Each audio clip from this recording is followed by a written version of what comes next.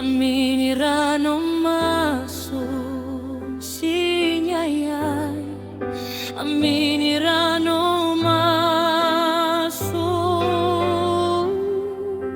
sinyayay. Ao kizay tavi, eto ang trataku. Izawanye kay faera nunyandrianao si ufandat sanganian suko aviaremo dia adidikyo yanao zaunumiyayano aviazan ako. Sana ku izay nulazay ku anyet sinisit si utua kapainganare si tante ko ni mahitanda anati fauriana si befanaiana amini wavina sana ko sanitanako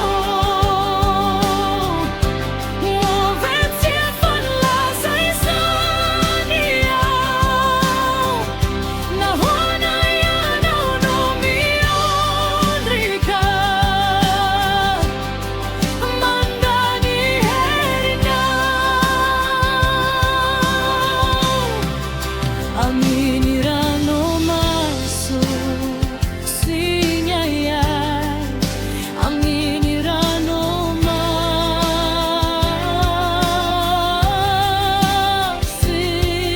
sinyayay.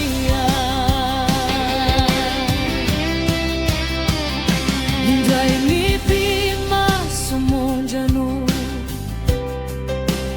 na foi zako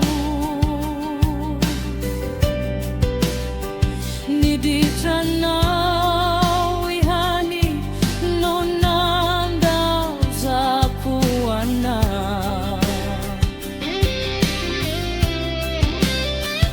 intiyaw ka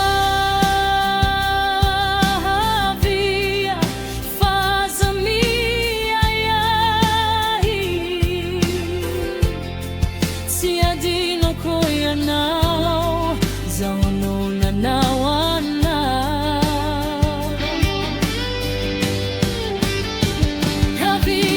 kaviazan ako fafakonyelo kau izay vitanaw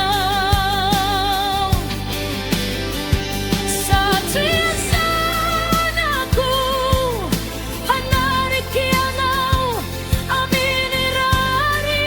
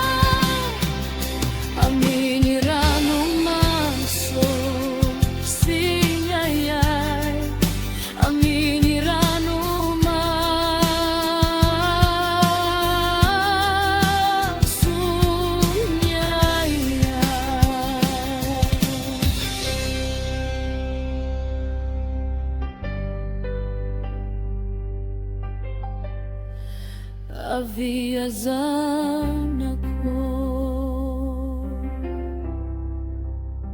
hadidiko yana